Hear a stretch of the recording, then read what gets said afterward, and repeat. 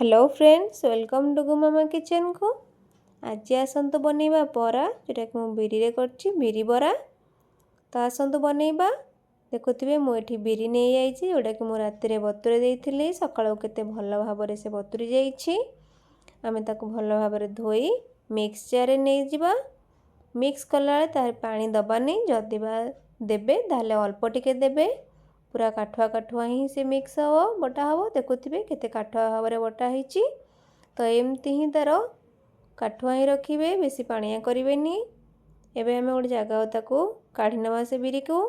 आमे तार दबा अल्प टिके सुजी दे दबा। सुजी देले भल क्रिस्पी हबो।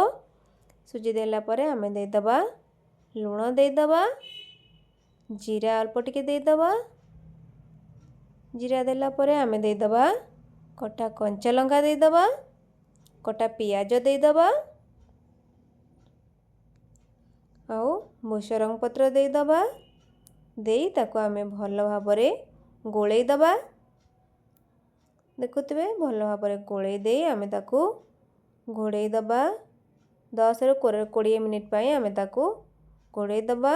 एबे हेई आइछि 10 रु 20 मिनिट। तबे आमे ताको काढ़ी गोटे जगह रे पानी आनिबा। पानी हाथ हेई एमती अल्प अल्प की नबा। अल्प अल्प नहीं ताको भल भाबरे साइज करे ता मझिरे होल करिबा। देखुथिबे एमती ही होल करिबा। होल करे वर्तमान तेल भी कढ़ई रे गरम हो जाइछि। आमे गोटे परे गोटे एमती दबा। देखुथिबे देई सारला परे गोटे पट हो गला परे आमे आर पट को उल्टेई दबा। एमती गोटे परे गोटे आमे सबको उल्टेई दबा। एबे भी बरा हमर हे आसलानी। देखुथिबे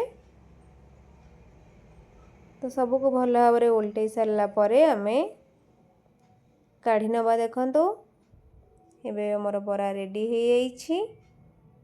आमे गोटे जगह ताको काढ़ी नबा। एमती आमे सब बरा को छाणी दबा। एबे हमर बरा रेडी हो जाइछि। एमती थरे ट्राए करंतु देखिबे। इवनिंग स्नैक्स रे हो कि छुआंक टिफिन पाई हो बहुत ही भल हबो।